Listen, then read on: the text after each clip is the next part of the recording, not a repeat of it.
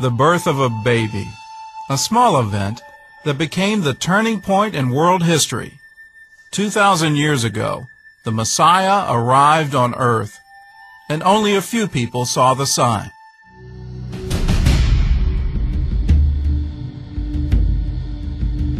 The only people who see the sign in the stars of the night are the people who are looking for it. The ones who saw the sign were the wise men from the east. Their search for the King of the Jews brought them to the palace of Herod the Great. The irony is, of course, that they have seen a star that they associate with the rising of a king over Jacob.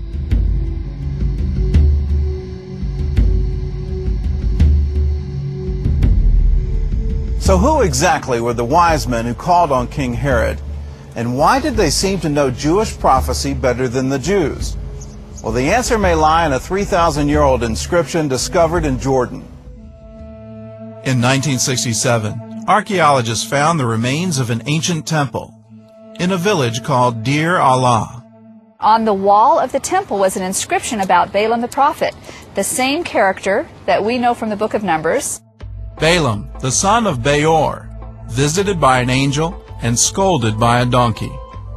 A freelance prophet hired to curse the nation of Israel, but instead, he prophesied the coming of the Jewish Messiah, the Star of Jacob.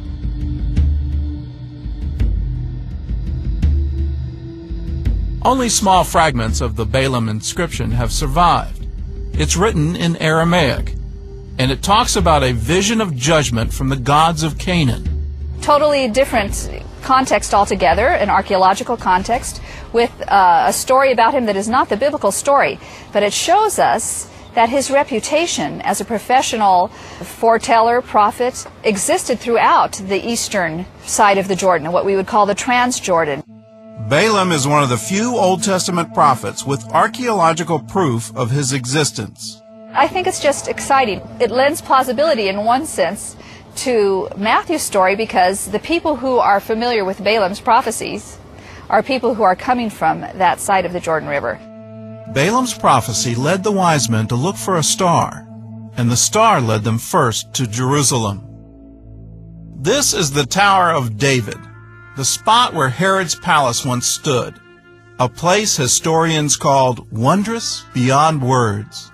It was here that Herod summoned the wise men to a secret meeting.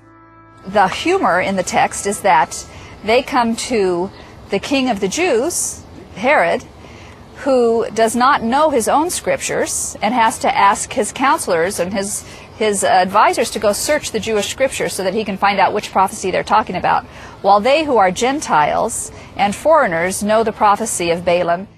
Herod's men found a 700-year-old clue from the prophet Micah, a scripture that led the wise men to the birthplace of the Messiah.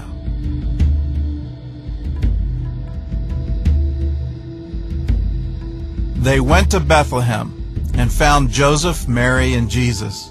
They brought gold, frankincense, and myrrh, gifts that were described by the prophets hundreds of years earlier.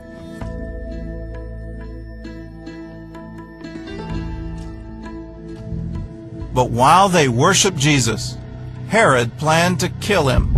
Nowadays, if we were to meet Herod the Great, we would consider that he probably suffered from severe paranoia and needed medical treatment and a good psychiatrist. The wise men only fueled his paranoia. They were known as the kingmakers of the East, and now they were in Herod's palace, looking for the one who had been born King of the Jews. Herod saw their visit as a threat. This is just who Herod is. He's a convert with no actual Jewish blood who is always fearful, doesn't trust anyone, loved his wife so much he killed her, loved her to death, I say.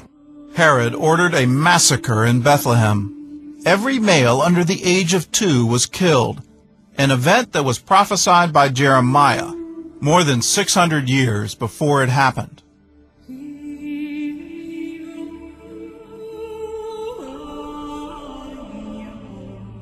Joseph and Mary fled to Egypt, a journey predicted by the prophet Hosea and fulfilled in the Gospel of Matthew. Hosea 11:1 says, when Israel was a child and I loved him, and out of Egypt I called my son. Some of the rabbis say Matthew misquoted Hosea 11 terribly. Nonsense.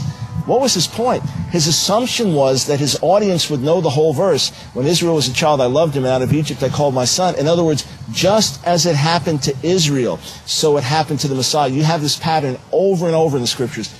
Nowhere is the promise of the Messiah more powerful than in the book of Isaiah. He spoke of a child born of a virgin, a son called Wonderful Counselor, Mighty God, Everlasting Father, and Prince of Peace. The words of Isaiah were copied by scribes, hidden in caves, and protected for more than 2,000 years.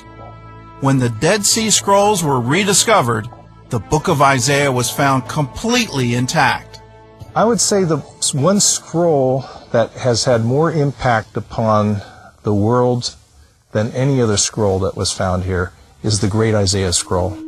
This is the oldest known copy of the book of Isaiah, and it's the only one we have today that existed before the birth of Christ.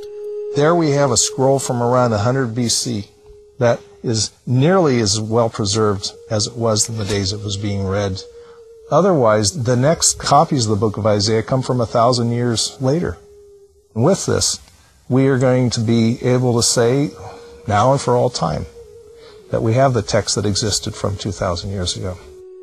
From the desert caves near the Dead Sea to the ruins of an ancient temple in Jordan, the story of the Messiah was etched in stone and written on parchment hundreds of years before Jesus was born.